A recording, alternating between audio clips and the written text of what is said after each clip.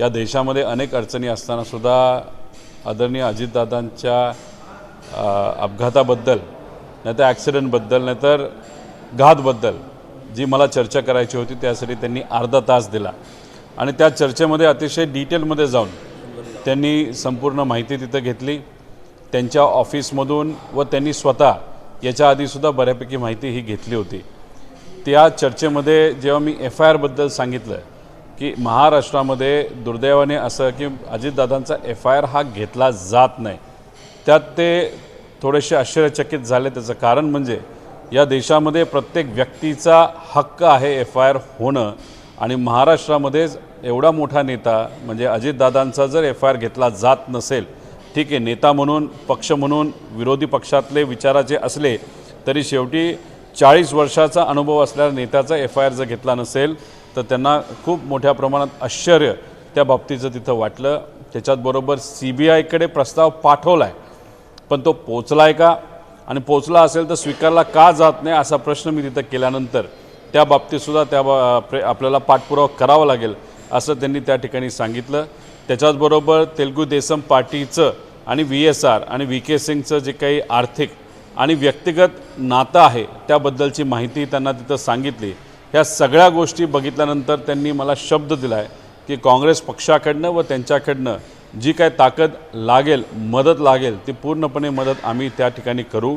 पुढच्या 2 दिवसामध्ये त्यांनी एक शब्द मला तिथं दिला आहे पण 2 दिवसानंतर या बाबतीतली माहिती मी आपल्याला व आपल्या माध्यमातून लोकांपर्यंत नक्कीच त्या ठिकाणी देईल।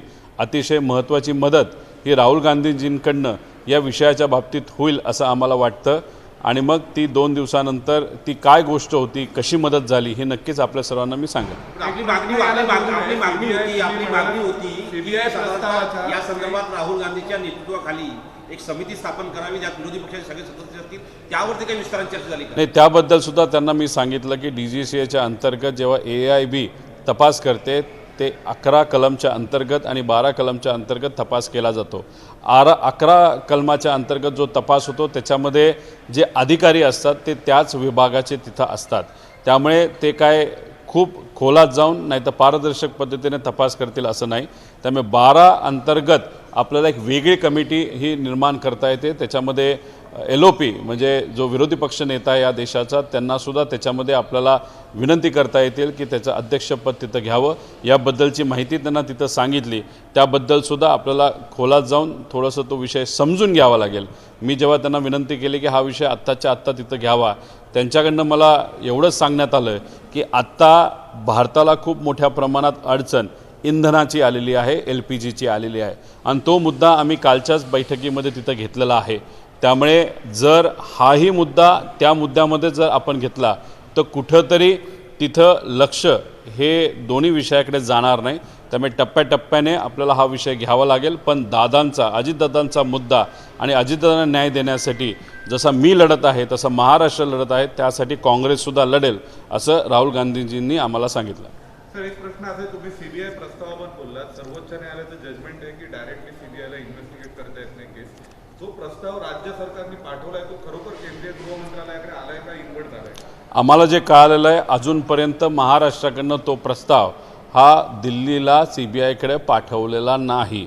आम्हाला खरं तर आश्चर्य वाटतं की मुख्यमंत्री देवेंद्र फडणवीस साहेबांनी शब्द दिला होता की CBIकडे आम्ही प्रस्ताव पाठवू, पण तो अजूनपर्यंत पाठवलेला नाही व त्याच्याच बाबतीत आम्हाला असं कळालं होतं की प्रस्ताव पाठवण्यासाठी अजितदादांच्या पक्षाचे जे प्रमुख आहेत त्यांनी त्या ठिकाणी विनंती केली होती आणि 2 दिवसापूर्वी स्मरणपत्रसुद्धा तिथं दिलेलं आहे। म्हणजे पहिलं पत्र देऊनसुद्धा आणि स्मरणपत्र देऊनसुद्धा साधा तो प्रस्ताव जर दिल्लीला येत नसेल त्याच्यावरूनच तुम्ही समजून घ्या की सत्तेत असणारे लोक अजितदादांना न्याय देण्यासाठी काय प्रमाणात त्या ठिकाणी ताकद तिथं दाखवत आहेत। जो काही सुशांत सिंग राजपूतचा विषय झाला होता तेव्हा बिहारच्या मुख्यमंत्र्यांनी जेव्हा प्रस्ताव CBIकडे पाठवला दुसऱ्या दिवशी तो स्वीकारण्यात आला होता, पण अजितदादांचा प्रस्ताव सांगण्यानुसार मी मुख्यमंत्री कार्यालयाने जे सांगितलेलं आम्ही पाठवलेला आहे 26 दिवस झाले, पण या मराठी माणसाला न्याय देण्यासाठी अजूनपर्यंत तो प्रस्ताव जर पाठवला असेल तो CBIने तो स्वीकारला नाही। पण आम्हाला जी माहिती कळते महाराष्ट्र राज्याच्या सरकारने अजूनपर्यंत CBIकडे अजितदादांच्या क्रिमिनल इन्व्हेस्टिगेशनचा प्रस्ताव हा पाठवलेला नाही. सीबीआय प्रस्ताव न पाठवण्यामागे नेमकं कारण काय असेल? म्हणजे राज्य स्वतःहून प्रस्ताव पाठवत नाही याचा अर्थ नेमकं काय? आम्ही FIR करण्याचा प्रयत्न करत आहोत, पण आम्हाला तिथं FIR करून दिला जात नाही, आमचा अधिकार असताना सुद्धा. आणि 2019ला आपण जर बघितलं असेल तर अशाच पद्धतीने विमान घाटकोपरला जेव्हा पडलं होतं त्यांच्या विरोधात FIR म्हणजे त्या मालकाच्या विरोधात FIR केला होता, पण दादांच्या प्रकरणामध्ये खूप पाठपुरावा करून सुद्धा FIR केला जात नाही. राज्यातल्या अधिवेशनामध्ये शशिकांत शिंदे साहेब असतील, अमोल मिटकरी असतील, तसंच उद्धव ठाकरे साहेबांच्या पक्षाचे काही नेते असतील, तसंच माझासुद्धा एक प्रस्ताव तिथं अधिवेशनामध्ये पडून आहे, पण अजूनपर्यंत दुर्दैवाने तो त्या ठिकाणी चर्चेत आलेला नाही. तसंच केंद्र सरकारमध्ये सुद्धा अरविंद सावंत साहेब, सुप्रियाताई, डॉक्टर अमोल कोल्हे, त्याचबरोबर इतरही आमचे सर्व खासदार हा मुद्दा मांडण्याचा प्रयत्न करत आहेत, पण तो चर्चेत दुर्दैवाने तिथे येत नाही. म्हणजे FIR होत नाही, अधिवेशनामध्ये चर्चा होत नाही, पार्लमेंटमध्ये चर्चा करून दिली जात नाही, CBIकडे प्रस्ताव आला आहे का नाही आला हे आपल्याला त्या ठिकाणी कळत नाही. मग कुठं ना कुठं तरी मुद्दामून हा जो VK सिंग आहे तो एका व्यक्तीचं नाही तर एका संस्थेचं नाव घेईल आणि ते नाव घेतल्यानंतर आम्ही जी आत्तापर्यंत शंका व्यक्त केलेली आहे ती कुठेतरी खरी ठरेल म्हणून VK सिंगला आणि VSRला इथं वाचवलं जाते हे मी तिथं स्पष्टपणे या ठिकाणी सांगतो. आपण गेल्या दिवसांचं बघितलं तर आपण एक आठवड्यापासून राजधानी दिल्लीत सर्व विरोधी पक्षांची बैठक घेतली, पण सत्ताधारी कुठल्या पक्षाची भेट झाली का? त्यांनी काही आश्वासन दिलं का? आपण अमित शहाना वेळ मागितली तिथे काय झालं? प्रधानमंत्र्यांना भेटणार आहात का? मी CBIला वेळ मागितलेली आहे, DGCAला वेळ मागितलेली आहे, अमित शहा साहेबांना वेळ मागितलेली आहे, पण मी विरोधातला एक आमदार असल्यामुळे कदाचित ती वेळ त्या ठिकाणी मला मिळालेली नाही.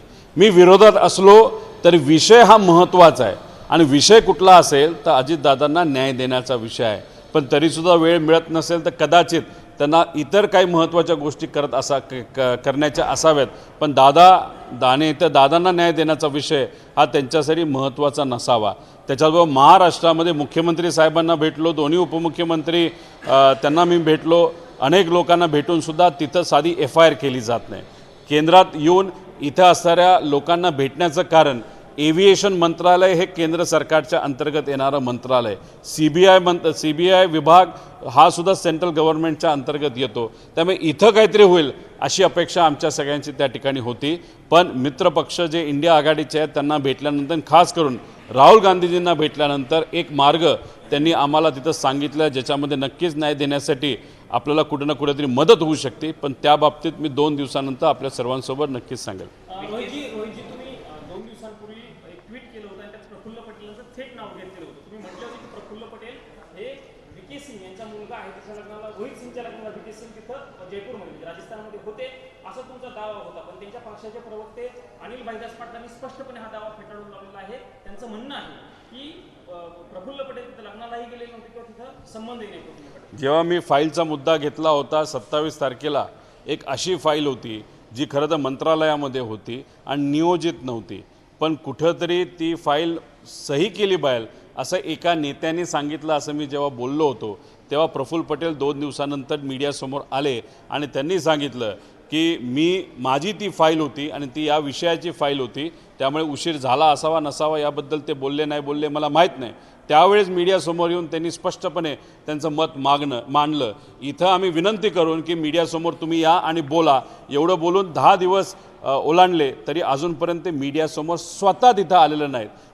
जेव्हा ते स्वतः येतील, जेव्हा ते बोलतील, त्यात माझ्याकडे जे पुरावे आहेत ते मी लोकांसमोर आणल्याशिवाय राहणार नाही. याच्यामध्ये असंच आहे की तुम्ही जेव्हा आरोप केले त्याच्या संदर्भामध्ये प्रफुल्ल पटेल आणि VK सिंग परिवारचे संबंध आहेत का या संदर्भामध्ये कुठलीही माहिती अद्यापर्यंत पार्थ पवार, जय पवार यांना नव्हती. तुम्ही जेव्हा सोशल मीडियावरती लिहिलं त्यानंतर त्यांना कळालं असं त्यांचं म्हणणं आहे, पण यावरती त्यांची थेट अजून प्रतिक्रिया आली नाही आहे. जय पवारांना या बाबतीतली प्रेस कॉन्फरन्स घ्यायची होती, पण त्यांना प्रेस कॉन्फरन्स घेऊ नये असं कुठेतरी तिथं सांगण्यात आलं असं मला कळतं आहे. ते का सांगण्यात आलं हे मला सांगता येणार नाही. त्यांच्या पक्षातल्या लोकांनी, त्यांच्या पक्षातल्या नेत्यांनी सांगितलं का भाजपच्या नेत्यांनी सांगितलं हे अजूनपर्यंत तिथं त्या ठिकाणी स्पष्ट नाही. त्याच्याचबरोबर प्रफुल्ल पटेल हे त्यांच्याबरोबर वेगळ्या महत्त्वपूर्ण बैठकीला जातात. CBIला हा प्रस्ताव पाठवावा यासाठी ते तिथं बैठका घेतात, पण दुर्दैवाने तो प्रस्ताव पुढंच कुठंच जात नाही आता याच्यात ह्या सगळ्या गोष्टीमध्ये ज्या गोष्टी मला माहिती आहेत ते मीडियाच्या माध्यमातून मी समोर आणल्या. माझी अपेक्षा होती की अजितदादांनी जर विश्वास प्रफुल्ल पटेलांवर टाकला असेल आणि प्रफुल्ल पटेल हे प्रमुख नेत्यांपैकी एक नेते त्या पक्षातले असतील तर सुनित्रा काकींना, पार्थला आणि जयला प्रफुल्ल पटेलांनी कुठं ना कुठेतरी स्पष्टपणे तिथं सांगायला पाहिजे होतं की VK सिंगच्या मुलाच्या लग्नात राजस्थानला मी स्वतः म्हणजे ते स्वतः त्या ठिकाणी गेले होते आणि ते जर गेले होते त्याचे पुरावे आमच्याकडे ते जर ते गेलेच होते तर गेले असतील तर तिथे कुठल्या पक्षातले नेते त्या लग्नात होते आणि माझं स्पष्टपणे मत आहे की तेच ते लग्नाला असणारे नेते आज VK सिंगला आणि VSRला वाचवत आहेत का? कारण VK सिंग उद्या जाऊन त्यांचं नाव घेऊ नये, नाहीतर या सगळ्या कॉन्स्पिरसीच्या माहितीत घातपाताच्या बाबतीत कोण मागे VK सिंग नाव सांगेल ही भीती या सर्व नेत्यांना तिथं वाटते असं आपल्याला म्हणावं लागेल. विश्वासघाती जय पवार, पार्थ पवार आणि सुनित्रा विरुद्ध जर प्रफुल्ल पटेल तिथे उपस्थित आहेत आणि जय पवार एकीकडे म्हणतात की VSR कंपनीवरती कारवाई व्हायला हवी, बंदी यायला हवी, तुम्ही म्हणजे रोहित पवारही म्हणतात, मात्र याच्याबद्दल प्रफुल्ल पटेल बोलत नाही, महाराष्ट्रालाही माहिती नाही आणि त्यांच्या कुटुंबालाही माहिती नाही असं ते सांगतात. सामान्य लोकांना हा विश्वासघात वाटेल, जो प्रामाणिकपणे लढतो त्यांना हा विश्वासघात वाटेल, पण ज्यांना सत्ता महत्त्वाची आहे, सत्तेत राहणं महत्त्वाचं आहे, प्रायोरिटी कशाला द्यायची, दादांना न्याय देण्यासाठी प्रायोरिटी द्यायची का सत्तेला प्रायोरिटी देते, ज्यांना ते हे कळत नाही त्यांच्यासाठी हा विश्वासघात आहे काय मला माहीत नाही. पण नक्कीच महाराष्ट्रात तमाम जनतेसाठी दादांबरोबर राहिलेला एक नेता आणि त्याच्याचबरोबर फक्त तेच नाही दुसऱ्या पक्षातले सुद्धा नेते जे दादांबरोबर अनेक वर्ष काम करत होते ते सुद्धा त्या लग्नाला तिथं उपस्थित होते, त्यांनीसुद्धा कुठं ना कुठेतरी विश्वासघात केला असं आपल्याला म्हणावं लागेल. नाहीतर आत्तापर्यंत महाराष्ट्रामध्ये FIR व्हायला पाहिजे होता, अधिवेशनामध्ये चर्चा करण्याची संधी त्या ठिकाणी द्यायला पाहिजे होती, त्याचबरोबर CBIकडे हा प्रस्ताव जाऊन एकाच दिवसामध्ये हा प्रस्ताव मान्य करून CBIची आत्तापर्यंत एन्क्वायरी तिथं सुरू व्हायला पाहिजे होती. पण नाही, पैसा वाचवणं, VSRला वाचवणं, सत्ता वाचवणं ह्याच्यातच काही लोक तिथं मग्न आहेत. मग या वाचवावाचवीच्या मागे कुठेतरी षडयंत्र आहे का याची शंका मात्र या ठिकाणी मोठ्या प्रमाणात होताना आणि ते सुद्धा लोकात या बाबतीतली चर्चा होताना नक्कीच त्या ठिकाणी दिसते. पटेल यांचं नाव तुम्ही घेत आहे पण त्यांच्याकडनं कुठलेच स्पष्टीकरण दिलेलं नाहीये. तुम्ही आता म्हणता की प्रफुल्ल पटेल जेव्हा बोलतील तेव्हा मी फोटोचे पुरावे समोर आले, माझ्याकडे फोटो आहे, पण जर समजा प्रफुल्ल पटेल बोललेच नाही तर येत्या काही दिवसात तुम्ही असं सांगणार आहात का की जसं मागच्या वेळी म्हणाले होते की या पत्रकार नाही बोलले तर मी हे करेल, तसं तुमचं काय आहे त्याचं माहिती आहे, बोलले तर तुम्ही फोटो वगैरे काही समोर आणणार? त्यांच्या बाबतीतली जी माहिती नक्कीच मी लोकांसमोर आणेलच, पण त्याच्या आधी माझ्याकडे अजून एक वेगळी माहिती आलेली की जी सोमवारी मी मुंबईमध्ये प्रेस कॉन्फरन्सच्या मदतीने लोकांसमोर तिथं आणेल आणि ती माहिती बघितल्यानंतर कशा पद्धतीने सरकार चालते आणि कशा पद्धतीने सरकार मित्रांना म्हणजे व्यावहारिक मित्रांना वाचवते हे अजून स्पष्टपणे आपल्यासमोर नक्कीच आल्याशिवाय राहणार नाही. यामध्ये हा पण आहे की पवार कुटुंब एक मोठं कुटुंब आहे, एकतेसाठी ओळखलं जातं, मात्र एकीकडे पाहायला मिळते तुमच्या कुटुंबातील काही लोक सत्तेत आहेत, खास करून अजितदादाच्या फॅमिलीमध्ये आहेत आणि त्यांना ही सगळी माहिती कळाल्यानंतर या संदर्भात ते कुठेच काही बोलत नाही, यामुळे परिवारामध्ये एकता नाही असं दिसतं. नाही, विषय परिवाराचा हाय नाही हाय हे मला तरी त्या ठिकाणी सांगता येणार नाही. राहिला प्रश्न व्यक्तीचा नाही तर विचाराचा. आपल्याला काय महत्त्वाचं आहे आणि कशासाठी आपण लढायचं हे त्या व्यक्तीला ठरवलं पाहिजे. आज आम्ही विचारासाठी लढतोय, दादांसाठी लढतोय. ही मागणी काय फक्त रोहित पवाराची असं समजून चालणार नाही, ही मागणी अख्ख्या महाराष्ट्राची आहे की अजितदादांना तिथं न्याय मिळाला पाहिजे. 40 वर्ष राजकारणामध्ये लोकांची सेवा करणारा एक नेता ॲक्सिडेंटमध्ये घात का अपघात हा प्रश्न नक्कीच त्या ठिकाणी मृत्युमुखी पडतो आणि ते झाल्यानंतर कुठंतरी सत्तेत असणारे लोक त्यांना विसरून गेल्यासारखं आज जर वागत असतील आणि मग लोकांची इच्छा आहे की न्याय मिळाला पाहिजे, आमची इच्छा आहे न्याय मिळाला पाहिजे. आज तुम्ही आम्हाला विचारलं, जर आज आम्ही अजितदादांना, माझ्या काकाला, आमच्या नेत्याला जर न्याय देऊ शकत नसेल तर मग उद्या जाऊन आम्ही महाराष्ट्राला नाही तर सामान्य लोकांना न्याय कसं देणार? सत्ता आज राहू शकते, उद्या जाऊ शकते, सत्ता महत्त्वाची नाही. सत्तात आज आम्ही असलो असतो तर त्याला लात मारून बाजूला होऊन तिथं अजितदादांना न्याय मिळण्यासाठी आम्ही प्रयत्न त्या ठिकाणी केले असतील, पण तो विषय प्रत्येक व्यक्तीचा असतो. मी माझ्याबद्दल बोलू शकतो, इतर व्यक्तींबद्दल बोलणं हे उचित ठरणार नाही असं मला वाटतं. पावर माणसाला करप्ट करते असं म्हणतात, मात्र पावर नात्याला करप्ट करते असं म्हणता येईल. माणूस इकडं असला काय तिकडं असला काय, पॉवर जर माणसाला करप्ट करते जेव्हा आपण म्हणता, तो माणूस नात्यातला सुद्धा असू शकतो, लांबचा सुद्धा असू शकतो. शेवटी प्रत्येक व्यक्ती माणूस असतो. दुर्दैव असं की आज ज्याच्यासाठी आपण लढायला पाहिजे त्या गोष्टीसाठी न लढता आज जर आपण सत्तेत राहून कुठंच तपास पुढं जात नसेल तर खरंच हे लोकांना आवडणार नाही. गप्प बसलं पाहिजे, पण कधी बसलं पाहिजे, कुठल्या वेळेस बसलं पाहिजे आणि कशासाठी बसलं पाहिजे हे सुद्धा लोकांनी तिथं ठरवलं पाहिजे असं मला तरी त्या ठिकाणी वाटतं. आता मागचे 5 ते 6 दिवस झाले दिल्लीमध्ये होते. राहुल गांधींना पण भेटला. सोनिया गांधींचं काय म्हणणं आहे याच्यावर होतं की कशा पद्धतीने पुढे जाणार आहात आणि राहुल गांधींचं नेमकं कॉन्ट्रीब्युशन सहभाग कशा पद्धतीने असणार आहे? नाही, राहुल गांधीजींचं जे भेटणं होतं ते नियोजित होतं. त्यांनी 30-35 मिनटं मला या विषयासाठी तिथं दिले.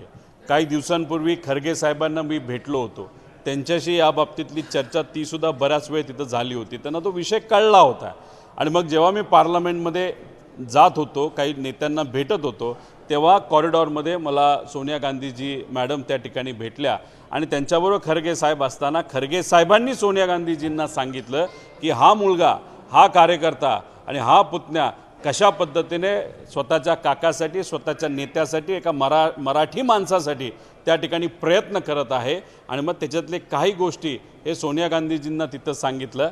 फक्त त्यांनी सांगत असताना एवढंच सांगितलं, ऑल द बेस्ट, तू लढ, आमचा पक्ष तुझ्याबरोबर त्या ठिकाणी असेल. जे पत्रकार परिषद घेणार असणार त्याचे रेफरन्सेस काय असतील, म्हणजे की काय त्या पत्रकार परिषदेमध्ये स्फोट? काही पुरावे माझ्याकडे आहेत आणि काही सरकारी यंत्रणा काय पद्धतीने काम करते, कसं एखाद्या कार्यालयामध्ये प्रेशर आल्यानंतर नेत्यासाठी, VIP साठी ट्रॅव्हल करण्यासाठी जे काही टेंडर काढलं जातं ते कशा पद्धतीने दाबलं जातं, का दाबलं जातं आणि कोणासाठी दाबलं जातं याचे काही पुरावे आणि इतर काही पुरावे जे आमच्यापाशी आलेले आहेत.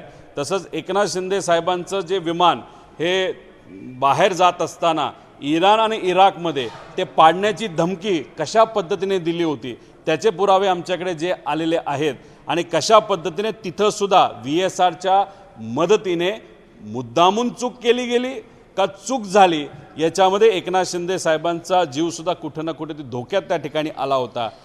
योगायोगाने आणि चांगल्या दृष्टिकोनातून त्या ठिकाणी आपले एकनाथजी शिंदे हे आपल्याबरोबर आहेत. पण आमचे काका, आमचे नेते, मराठी नेते आणि महाराष्ट्राचे उपमुख्यमंत्री आज आमच्याबरोबर नाहीत. त्याला जबाबदार VK सिंग, VSR, DGCA, ॲरो, काही अधिकारी आणि काही अज्ञात व्यक्ती ज्याच्याबद्दलची माहिती अजून नाही. पण याच्यात कर्णधार जो व्यक्ती असेल नाही तर संस्था असेल याच्याबद्दलची माहिती आम्ही शोधल्याशिवाय राहणार नाही. तुम्ही मागचे 6 दिवस झाले दिल्लीमध्ये आहात. दिल्लीमध्ये अनेक भेटी घ्यायची, जसं मगाशी तुम्ही उल्लेख केला.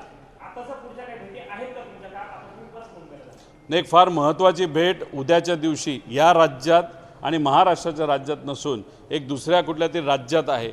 त्या राज्यामध्ये आमची भेट झाल्यानंतर या इन्व्हेस्टिगेशनला एक वेगळी दिशा 100% त्या ठिकाणी मिळू शकते असं आम्हाला वाटतं. त्यामुळे उद्याची भेट झाल्यानंतर प्रेस कॉन्फरन्स घेऊन आपल्यापाशी काय घडलं, काय आम्ही केलं हे नक्कीच त्या ठिकाणी आणू. चंद्रबाबू नायडूंकडून काय संपर्क साधण्यात आलाय का? कारण वारंवार तुम्ही त्यांच्या पक्षावर टीका करता. आज जे कोणी सत्तेत आहेत, भाजपबरोबर सत्तेत आहेत, त्यांच्यामध्ये सुद्धा कुठं ना कुठे अहंकार आला आहे असं आपल्याला म्हणावं लागेल. अजितदादांचा ॲक्सिडेंट ज्या कंपनीमुळे झाला त्या कंपनीचं नाव VSR, ज्या व्यक्तीमुळे झाला VK सिंग, आणि त्याच्या पाठीमागे कोण आहे अजून आपल्याला सापडलं नाही. याच VSR कंपनीबरोबर वेगळ्या वेगळ्या ठिकाणी, वेगळ्या वेगळ्या संदर्भात आर्थिक आणि व्यक्तिगत संबंध हे TDP या पार्टीचे आहेत. आणि TDP पार्टीचा जो एक खासदार आहे राममोहन नायडू हे स्वतः आज एव्हिएशन मंत्री आहेत आणि यांच्या अंतर्गत AIB आज तपास करत आहे. मग ज्या व्यक्तीच्या नेत्याचं संबंध व्यक्तिगत आणि आर्थिक VSR बरोबर आहेत ते या इन्व्हेस्टिगेशनला कसे न्याय देतील असा आमचा प्रश्न आहे. त्यामुळे त्यांनी त्या पदावर राहणं हे उचित ठरणार नाही याबद्दलची माहिती अनेक नेत्यांना आम्ही त्या ठिकाणी दिली आहे. त्यामुळे इराण आणि इंधन आणि LPGचा मुद्दा झाल्यानंतर हे मुद्दे आमचे सर्व नेते घेतील असा विश्वास नाही तर आशा त्या ठिकाणी मी करतोय. FIR जर होत नसेल तर दुसऱ्या कुठल्या राज्यात 0 FIR करण्याचा तुमचा विचार आहे? नाही, अजून त्या बाबतीतला विचार केलेला नाही. पण नक्कीच मला असं वाटतं की आम्ही जो प्रयत्न करतो त्याला न्याय मिळाल्याशिवाय राहणार नाही. यावर तोडगा काढण्यासाठी मध्यस्थी वगैरे कोणी केली का TDP कडून, किंवा तुम्हाला काय फोन कॉल आले का किंवा सामना आले का? माझं एवढंच मत असेल की राम मोहन नायडू यांच्या मनामध्ये जर काय नसेल तर स्ट्रिक्ट ॲक्शन या VSRवर त्यांनी तिथं घेतली पाहिजे. DGCAचे जे अधिकारी जे करप्ट आहेत आणि जे लोकांच्या जीवाशी त्या ठिकाणी खेळतात, आपला विषय आहेच, पण त्याच्याचबरोबर एअर इंडियाचा अहमदाबादला झालेला ॲक्सिडेंट, DGCAमध्ये भ्रष्टाचार इतका मोठ्या प्रमाणात आहे. जर राम मोहन नायडू या बाबतीत स्ट्रिक्ट ॲक्शन घेतील मगच कुठेतरी त्यांच्याबरोबर जाऊन आम्ही बोलू शकतो. पण VSR ही कंपनी जर जिवंत असेल, VSRचा जो मालक VK सिंग हा जर मोकळा त्या ठिकाणी फिरणार असेल, तर मग आम्ही काय त्या ठिकाणी तिथं राम मोहन नायडूंना भेटणार नाही. ॲक्शन घेतली तर मग कदाचित आम्ही भेटून आमच्याकडे असणारी माहिती अधिकची आम्ही राम मोहन नायडूंना तिथं देऊ. पण पहिलं ॲक्शन तर घ्या, मग आम्ही येऊन तुम्हाला भेटण्याचा विषय त्या ठिकाणी निर्माण होतो. आज राहुल गांधी से आपने मुलाकात की, क्या कुछ चर्चा हुई? संक्षिप्त होता है। राहुल गांधी जी से आज पार्लियामेंट में मैं मिला, उन्होंने टाइम दिया, उन्होंने बहुत ज़्यादा टाइम दिया क्योंकि आज अगर आप देखो तो इंडिया में LPG फ्यूल इसके बहुत सारे इश्यूज़ है और बाकी डिप्लोमेटिक जो रिलेशनशिप अपने कंट्री के और दूसरे कंट्रीज़ के उसके भी बहुत सारे विषय होते हुए भी उन्होंने करीबन आधा घंटा मुझे इस विषय पे दिया. उनको अजीत दादा के एक्सीडेंट के बारे में बहुत सारी इन्फॉर्मेशन थी, उनके ऑफिस ने भी उनको इन्फॉर्मेशन दी थी, उन्होंने भी उसके बारे में बहुत सारा रिसर्च किया था. मेरे पास जो इन्फॉर्मेशन थी मैंने उनको देने के बाद उनमें 3 मुद्दे उनको बहुत महत्वपूर्ण लगे. एक तो FIR इस कंट्री में करने का अधिकार सबको है, दैट इज़ डेमोक्रेसी. लेकिन अजीत दादा के बारे में हमको FIR करने नहीं दिया जा रहा. That was very surprising for Rahul Gandhi ji और उसके बारे में उन्होंने चिंता व्यक्त की. अगर इस कंट्री में FIR नहीं हो सकता, चेहरा देके अगर FIR हो रहा है तो दैट इज़ अगेंस्ट डेमोक्रेसी, ऐसा उनका कहना है. CBI का इंक्वायरी होने के लिए राज्य सरकार जो महाराष्ट्र का सरकार है विनती करता है नहीं करता अभी तक हमको पता नहीं चला, लेकिन विनती अगर की होगी तो अभी तक CBI ने वो एक्सेप्ट क्यों नहीं की. ऑलमोस्ट 30 डेज इस विनती से वहाँ पे हो गए, तब भी अभी तक वो एक्सेप्ट नहीं हुआ. तो वो एक विषय था. तीसरी बात, TDP ये जो पार्टी है उसका और VSR ये जो कंपनी है उसके जो रिलेशनशिप्स है और TDP के ही व्यक्ति एक खासदार आज अगर एविएशन मंत्री है उनके अंडर DGCA भी आता है और AAIB जो इन्वेस्टिगेशन एजेंसी वो भी आती है. अगर TDP का और VSR का रिलेशनशिप होगा तो ट्रांसपेरेंटली वो इन्वेस्टिगेशन कैसे करेंगे, ये भी प्रश्न उनको वहाँ पे निर्माण हुआ था. इसके बारे में चर्चा हुई और जाते जाते उन्होंने कहा एक मदद वो करना चाहते हैं जिसका फ़ायदा इस इन्वेस्टिगेशन के लिए वहाँ पे होगा, लेकिन वो क्या मदद है, किस तरीके का वो प्रस्ताव है, वो आज नहीं लेकिन 2 दिन के बाद मैं आपके सामने डेफिनेटली लाऊंगा. CBI का आपने जिक्र किया, आप सुनेत्रा पवार खुद राज्य के उप मुख्यमंत्री हैं, उन्होंने खुद आवेदन दिया था राज्य के मुख्यमंत्री को उस संदर्भ में और मुख्यमंत्री ने स्पष्ट रूप से कह दिया था कि हम CBI को प्रपोजल देंगे. तो बावजूद इसके आपको इस बात पर क्यों विश्वास नहीं है और बार बार आप महाराष्ट्र से दिल्ली क्यों आ रहे हैं? देखो, दिल्ली आने का कारण यहाँ पे एविएशन मंत्रालय है. दिल्ली गवर्नमेंट जो सेंट्रल गवर्नमेंट है उसके अंदर एविएशन मंत्रालय आता है, CBI सेंट्रल गवर्नमेंट के अंतर्गत आता है. ये पूरा जो विषय है वो केंद्र सरकार का है.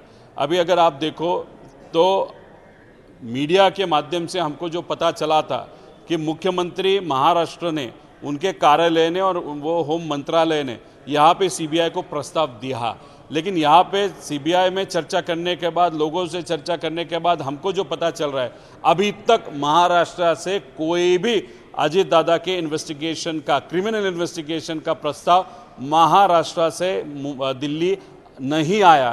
तो दिस इज़ सरप्राइजिंग. और उसी के साथ सुनेत्रा काकी हो, उनका पूरा पार्टी हो, वो तो सत्ता में है. उन्होंने 2 महीने पहले स्मरण पत्र मतलब एक रिमाइंडर लेटर मुख्यमंत्री साहब को दिया. अजीत दादा क्या छोटा नेता नहीं था या कोई भी ऐसा नहीं था कि उसके लिए स्मरण पत्र या रिमाइंडर लेटर देने की जरूरत है.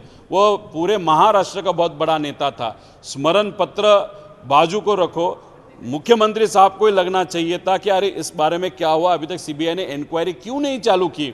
ये सब अगर आप देखो, हमारा एफआईआर नहीं लिया जा रहा है, सीबीआई के पास प्रस्ताव भेजा नहीं जा रहा या सीबीआई एक्सेप्ट नहीं कर रहा, उसी के साथ लोअर मतलब सेशन में महाराष्ट्र में इस बारे में चर्चा की नहीं जा रही या करने नहीं दिया जा रहा, पार्लियामेंट में करने नहीं दिया जा रहा, ये सब देखने के बाद इसमें डेफिनेटली कुछ ना कुछ तो काला है, ऐसे हम सबका कहना है। सवाल ये है कि महाराष्ट्र में भी सदन चल रहा है, यहाँ पर भी सदन चल रहा है, यहाँ पर भी आपके एमपीज हैं, सुप्रिया ताई खुद हैं, वो खुद यहाँ पर ये विषय उठा सकती हैं, आप खुद मुख्यमंत्री से हर रोज मुलाकात कर सकते हैं असेंबली में, तो क्या आपको समय नहीं दिया जा रहा है? और जिन सबूतों का हवाला आप दे रहे हैं तो आप मुख्यमंत्री को सौंप क्यों नहीं देते या उस एजेंसीज को सौंप क्यों नहीं देते? 15 दिन पहले ये पूरी इन्फॉर्मेशन जो आपके सामने मैंने लाई, लोगों के सामने जो लाई, वो सीआईडी को मैंने दी है।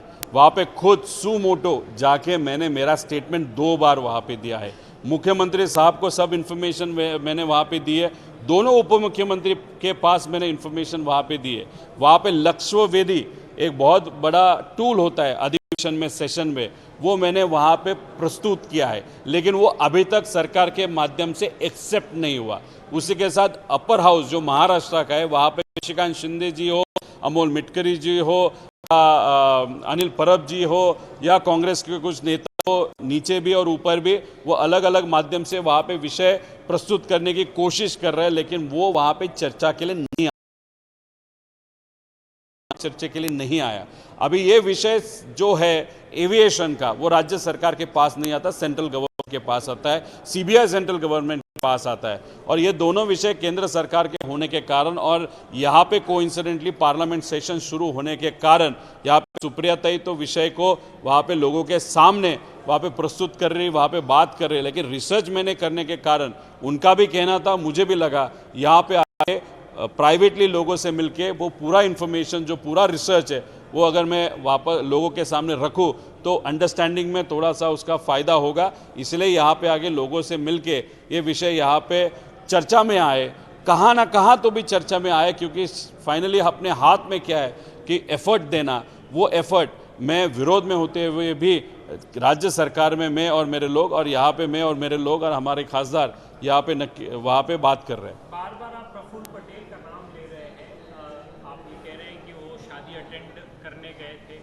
पॉसिबल लिंक आप इशारा कर रहे हैं, तो आप ये बता करके साबित क्या करना चाह रहे हैं? देखो, वीके सिंह को कोई ना कोई तो भी बचा रहा है।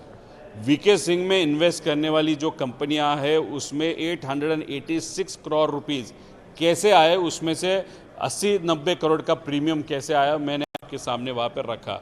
उसके साथ टीडीपी का वीएसआर का क्या रिलेशन है वो आपके सामने मैंने लाया। ऐसे बहुत सारी कंपनियां हैं जो मध्य प्रदेश की है, महाराष्ट्र की है, गुजरात की है और वहाँ पे आंध्रा की है, जिसका और वीएसआर का बहुत नज़दीक का वहाँ पे रिलेशनशिप है। अगर ये सब मैंने जो निकाला है उससे यही पता चलता है कि वीएसआर का कोई ना कोई तो भी वहाँ पे बचा रहा है, वीके सिंह को वहाँ पे कोई ना कोई तो भी बचा रहा है। अभी वीके सिंह के बेटे की जब शादी थी, वहाँ पे प्रफुल्ल पटेल जी और उनके जो सीएन शर्मा है, जो बहुत नज़दीक के व्यक्ति है या ओएसडी हुआ करते थे, वो दोनों वहाँ पे जाने के बाद जाने के बाद वहाँ पे जो नेता है, अलग अलग पक्ष के अलग अलग बिजनेसमैन, तो उन्होंने खुद वहाँ पे देखा है हाथ में ग्लास लेते हुए। अगर शादी के लिए आप जाते हो, अगर आपको इस बारे में मालूम था तो आपने पार्थ को क्यों नहीं बताया, आपने जय को क्यों नहीं बताया, सुनित्रा काकी क्यों नहीं बताया? तो कहाँ ना कहाँ तो भी कुछ न कुछ तो दाल में काला है। ये सब देखने के बाद ऐसे हम सबको लग रहा है। क्या इस बारे में आपने सुनेत्रा जी से कोई चर्चा की? जो भी आप सवाल प्रफुल्ल पटेल पर उठा रहे हैं, क्या जय पवार से या पार्थ पवार से इस बारे में चर्चा हुई कि प्रफुल्ल पटेल किस प्रकार से वीके सिंह के साथ संबंध में है और उनकी शादियां अटेंड कर रहे हैं? देखो, इसके बारे में मीडिया के माध्यम से मैंने ये तो बात वहाँ पे आगे रखी थी। मुंबई में जब मैं था सोमवार को, तब पूरे डॉक्यूमेंट्स मैंने सुनित्रा काकी को वहाँ पे दिए हैं। उसी के साथ वो उप मुख्यमंत्री है और कैबिनेट मंत्री है, इसलिए उनका जो ऑफिस है, जो मैं बात करता हूँ या महाराष्ट्र में जो कुछ चीज़ें होती है उसकी पूर्ण माहिती या पूरी इन्फॉर्मेशन ये उनके कार्यालय को वहाँ पे जाती है।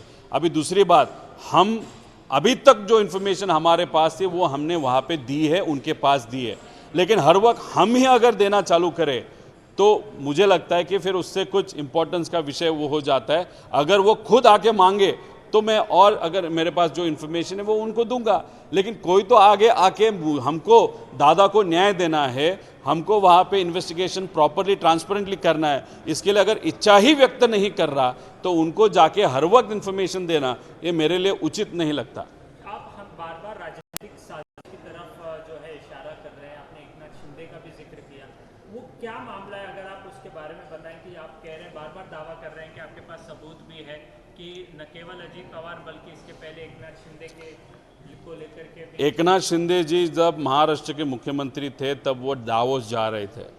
दावोस जाते वक्त या कहाँ पे भी अगर आप जाओगे, यूके जाओगे, यूएसए जाओगे, दुबई जाओगे या कोई भी जगह जाओगे, तो जाते वक्त जिस फ्लाई जो एरिया होता है या अपना फ्लाइट प्लान होता है उसमें जो भी देश आते हैं उनकी परमिशन आपको लेनी पड़ती है, बिकॉज आप एयर स्पेस वहाँ पे इस्तेमाल कर रहे हो। अगर एकनाथ शिंदे साहब तो वीआईपी है, उनको कौन लेके जा रहा? तो वीएसआर का एक प्लेन लेके जा रहा था, 8 घंटे का पूरा फ्लाइट था, 4 घंटे के बाद उनको रिफ्यूल करना था। बहरीन में वहाँ पे वो रुके, बहरीन में प्लेन रिफ्यूल हुआ, रिफ्यूल होने के बाद वो वहाँ पे ईरान गए, फिर ईरान के जो डिफेंस के लोग हैं या वहाँ के जो ऑफिसर है उनको वहाँ के कहा कि आपने परमिशन नहीं ली और ज़्यादा 5 मिनट अगर हमारे एयर स्पेस में आप रहोगे तो हमारे पास कोई ऑप्शन नहीं रहेगा, आपका प्लेन हमको गिराना पड़ेगा, मतलब शूट डाउन करना पड़ेगा। वैसे ही इराक में हुआ, वापस वो बहरीन में आए और बहरीन से फिर पूरी परमिशन लेके वो बाहर गए। देखो, कोई भी विषय में अगर कोई भी चीज़ होता है तो उसमें 2 एंगल होते हैं, एक गलती होती है या उस पर कॉन्स्पिरेसी होता है। लेकिन जब तक आप इन्वेस्टिगेशन नहीं करोगे तो आपको पता नहीं चलेगा उसके पीछे राज क्या था। अब एक कोइंसिडेंस देखो, एकनाथ शिंदे जी महाराष्ट्र के बहुत बड़े नेता, किनके साथ सत्ते में हैं? बीजेपी के साथ सत्ता में है। अभी उनके साथ होने वाली चीज़ नहीं हुई, वो अच्छी चीज़ है। लेकिन अजीत दादा के बारे में एक्सीडेंट हो गया, अनफॉर्चुनेटली ही इज़ नो मोर। अभी वो कहाँ के नेता थे? महाराष्ट्र के नेता थे। कंपनी कौन सी थी? दोनों इसमें कोइंसिडेंस देखो, वीएसआर थी, उसका मालिक कौन था? वीके सिंह था। लोग बचा रहे तो डेफिनेटली जैसे कॉन्स्पिरेसी अजीत दादा के केस में हो सकती है, ऐसे हम सबको लगता है, तो उस बारे में भी इन्वेस्टिगेशन होने की ज़रूरत है, क्योंकि जब तक इन्वेस्टिगेशन नहीं होता तब तक उसके पीछे सीरियसली कुछ था या गलती थी, वो तब तक पता नहीं चलेगा। नहीं, अभी ममता दीदी से मिलना थोड़ा सा बाकी है। उमर अब्दुल्ला जी को कल हम मिलने वाले थे, लेकिन कल जो इंसिडेंस हुआ उसके कारण वो मीटिंग हम थोड़ा सा आगे लेके जा रहे हैं। लेकिन ममता दीदी एक बड़े नेता है जो बाकी है उनसे मिलना, क्योंकि वहाँ पे एसआईआर का बहुत बड़ा आंदोलन चल रहा है। उन्होंने हमको कहा है कि थोड़े दिन बाद हम वहाँ पे मिलेंगे। और एक नेता है जो कल आपको पता चलेगा, उनको हम मिलने वाले हैं और उनको मिलने के कारण इस इन्वेस्टिगेशन को डेफिनेटली हमको फ़ायदा ये होगा। क्या खड़गे जी से या सोनिया जी से आपकी मुलाकात हुई तो सोनिया गांधी ने आपसे क्या कहा? नहीं, अभी एलपीजी का मुद्दा, पेट्रोल का मुद्दा, डीजल का मुद्दा, उसके साथ ये जो डिप्लोमेटिक रिलेशनशिप क्राइसिस अपने कंट्री में और बाकी कंट्रियों में जो आज हुआ है, वो थोड़ा सा मुद्दा बहुत इम्पोर्टेंट है। बहुत बड़े नेता से बात करने के बाद और राहुल जी से भी बात करने के बाद उन्होंने कहा ये विषय अगर हम, ये इम्पोर्टेंट विषय है, लेकिन अगर अभी वो विषय हम लेंगे तो कोई भी विषय को वहाँ पे न्याय नहीं मिलेगा। इसलिए पहला ये विषय जो चल रहा है, जो डिसाइड हुआ है कल, वो हम लेंगे और उसके बाद ये विषय वहाँ पे हम ले सकते हैं। कल हम जब पार्लियामेंट गए थे तब खरगे साहब को हम वहाँ पे मिले, बहुत सारे नेता से मिलने के लिए वहाँ पे गए थे। लेकिन परसों जब खरगे साहब से हम मिले थे उनको हमने बहुत सारी इन्फॉर्मेशन दी थी। लेकिन कल जब पार्लियामेंट में गए थे, चलते वक्त कुछ नेताओं से मिलते वक्त खरगे साहब ये लॉबी में हमको मिले और उनके साथ सोनिया गांधी जी थी। और तब बात करते वक्त खरगे जी ने जिसके लिए मैं लड़ रहा हूँ, जो विषय में लेके लड़ रहा हूँ, जिसके बारे की इन्फॉर्मेशन 2 दिन पहले उन्होंने खुद ली थी, उसके बारे में सोनिया गांधी जी को उन्होंने बताया। सोनिया गांधी जी ने वही कहा कि आप लड़ रहे हो, दैट इज़ मोर इम्पॉर्टेंट। हमारा पक्ष, हम सब आपके पीछे है। अजीत दादा को न्याय मिलने के लिए जो भी करना हो आप करो, हम आपके साथ एक फैमिली की तरह वहाँ पे खड़ा रहेंगे, ऐसा उनका वहाँ पे स्टेटमेंट था। बड़े नेताओं के माध्यम से उनके तरफ से ऐसे अच्छे स्टेटमेंट जब आते हैं तब हमारे जैसा कार्यकर्ता जो लड़ रहा है उसको एक अलग तरीके की शक्ति और ऊर्जा वहाँ पे मिलती है। एबीपी माझा, उघडा डोळे बघा नीट।